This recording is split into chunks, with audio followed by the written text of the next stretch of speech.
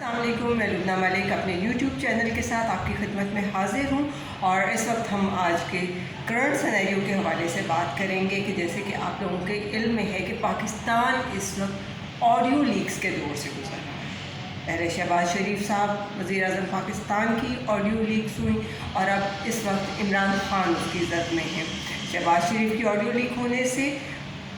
وزراء جو ہیں وہ بری طرح پریشان ہوئے، اور ان کی پریشانی کا عالم بہت ہی زیادہ تھا، لیکن عمران خان کی آڈیو لیکس ہونے کے بعد انہوں نے کچھ سکھ کا سانس لیا اور تازہ دم ہو کر میدان میں اتر آئے، اور اب ان کے تنقید اور سارے جو نشتر ہیں ان کے تیروں کا رخ عمران خان کی طرف ہو گیا ہے۔ اب آپ لوگوں کے سامنے ہے کہ یہ جو سلسلہ چلا، حکومت نے اس آڈیو لیک کے بیانیے کا فائدہ اٹھاتے ہوئے عمران خان کے بیانیے کا توڑ کرنے میں بہت زیادہ اس کو استعمال کیا۔ ان کے بقول سابق حکومت کا بوریا بستر گول کرنے میں کسی قسم کا کوئی بیرونی سازش کا کردار نہیں تھا۔ ان کا کہنا یہ ہے کہ عمران خان کی کارکردگی کی انتہائی مایوس کن تھی، اور اس وجہ سے ان کی حکومت کا جو ہے وہ تختہ گول ہو گیا۔ حالانکہ عمران خان کو آپ سب بہت اچھے سے جانتے ہیں کہ عمران خان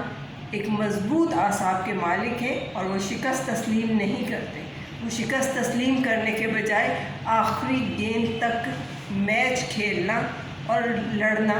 مناسب سمجھتے ہیں،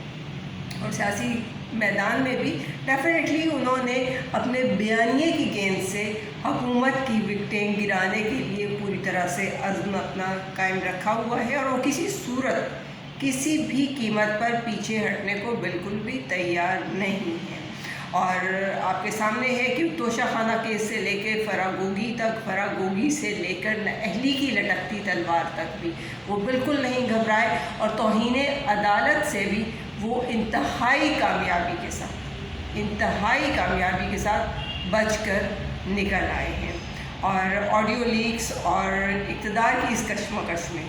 ملک کس خطرناک موڑ پر آن پہنچا ہے، اس حوالے سے کیا کہا جائے۔ یہ ایک انتہائی خطرناک صورتحال ہے جس کا ادراک ہمارے نہ حکمرانوں کو ہے، نہ ہی ہمارے سیاستدانوں کو ہے، اور یہ ایک انتہائی تلخ حقیقت ہے، انتہائی تلخ حقیقت ہے کہ پاکستان میں کسی بھی وزیر اعظم نے اپنے عہدے کی میعاد مکمل ہی نہیں۔ کیوں؟ اس لیے نہیں ہو سکا یہ کہ کبھی وہ قتل کر دیے گئے، کبھی سولی پر لٹکا دیے گئے، کبھی آئین کے ایک آرٹیکل کا فائدہ اٹھاتے ہوئے صدر مملکت نے جمہوری وزیر اعظم کا بستر ہی گول کر ڈالا، اور کبھی ملک میں مارشل لا نافذ ہو گیا۔ اور اگر یہ سب کرنا ممکن نہیں لگا تو اس کے بعد نہ اہلی کی تلوار لٹکا کر اس تلوار سے یہ مارکا سر کر لیا جاتا رہا۔ تو انتہائی افسوس کی بات ہے یہ، اس میں کوئی ایسی بات نہیں۔ اور آپ کے سامنے ہے کہ پیپلز پارٹی کی جو چیئرمین تھیں بینظیر بھٹو صاحبہ، انہوں نے 2 بار وزیر اعظم کی کرسی سنبھالی۔ مسلم لیگ نون کے قائد جو ہیں وہ 3 بار وزیر اعظم کے عہدے پہ براجمان رہے، اور یہ دونوں لوگ جن کی میں بات کر رہی ہوں، یہ دونوں ہی ہر بار اسی طرح سے اپنی حکومت اور اپنی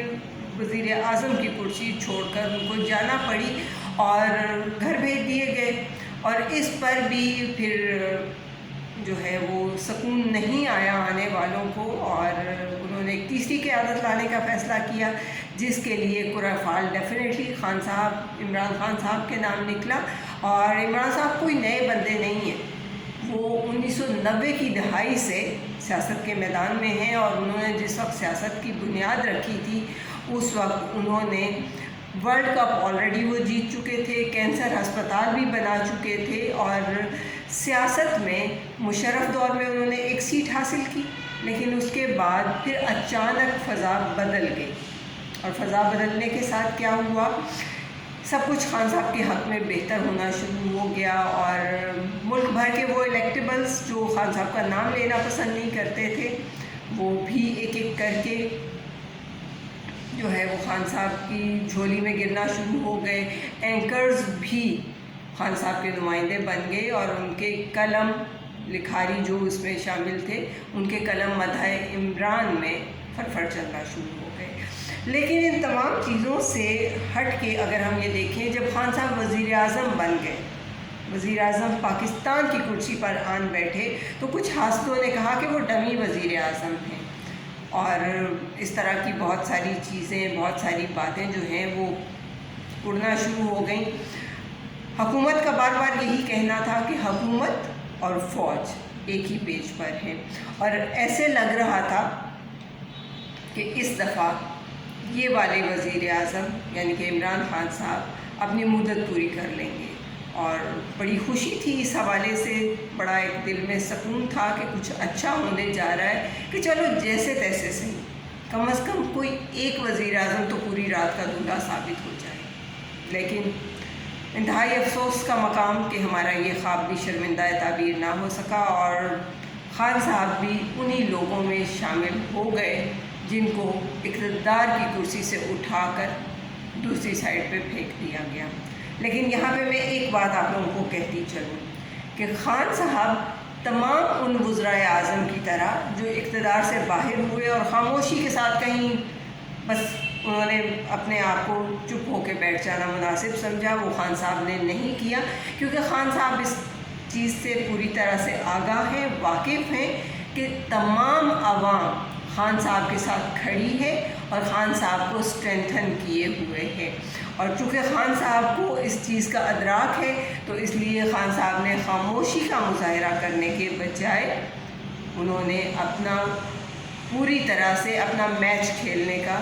ये फ़ैसला किया है, और वो खेल रहे हैं और पूरी तनदही के साथ खेल रहे हैं। और मज़े की बात ये है कि अभी कुछ दिन पहले ही आपको पता है कि खान साहब जो हैं वो एक तालीमी इदारे में ख़िताब कर रहे थे तलबा के साथ, और उन्होंने एक सवाल किया और जवाब में तलबा ने न्यूट्रल के जिस कदर नारे लगाए, उस चीज़ से हमें अंदाज़ा होता है कि खान साहब का बयानिया कितना मज़बूत है और अवाम के अंदर वो कितना पेनिट्रेट कर चुका है। बहरहाल हम इन तमाम चीज़ों को देखते हुए साथ ही ये भी देखते हैं कि दूसरी जानिब इसहाक डार की जो वतन वापसी हुई है, ये हुकूमत और इस्टेब्लिशमेंट के दरमियान ये एक बेहतरी के तौर पे देखी जा रही है। लेकिन पाकिस्तानी सियासत का ऊँट किस करवट को बैठेगा, इसका फ़ैसला इंतहाई करीब है, बहुत जल्द इसका अंदाज़ा हो जाएगा। लेकिन यहाँ पे मैं अपनी आखिरी बात आप लोगों से करती चलूँ कि ये फ़ैसला तो बहुत जल्द होने वाला है, लेकिन इस तनाव, इस हिजान, इस कशीदगी के मैदान में कौन सा खिलाड़ी खड़ा रहेगा, और डेफिनेटली यहाँ पे वही खिलाड़ी सिर्फ़ और सिर्फ खड़ा रहेगा जो आसाबी तौर पर पूरी तरह से मज़बूत होगा, वही खिलाड़ी सिर्फ इस मैदान में खड़ा रह सकेगा। और इन तमाम बातों के साथ इंशाअल्लाह ताला